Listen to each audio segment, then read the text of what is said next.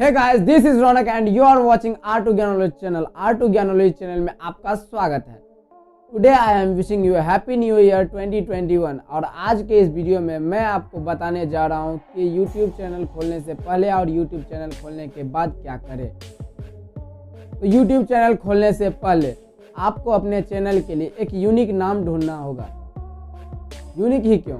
क्योंकि जब कोई व्यूअर आपके वीडियो को देख रहा हो और अगर गलती से बाय चांस वीडियो बीच में कट हो जाए और वो व्यूअर आपके चैनल को सब्सक्राइब करना चाहे तो उसे यूनिक नाम होने के कारण आपका चैनल जल्दी मिल जाएगा। आपको भी अपने व्यूअर्स को अच्छे कंटेंट देना होगा जिससे आपके व्यूअर्स आपके साथ बने रहे। और अब चैनल खोलने के बाद आपको शुरू के 10 दिन में कम से कम 10 से 15 वीडियो अपलोड करनी होगी।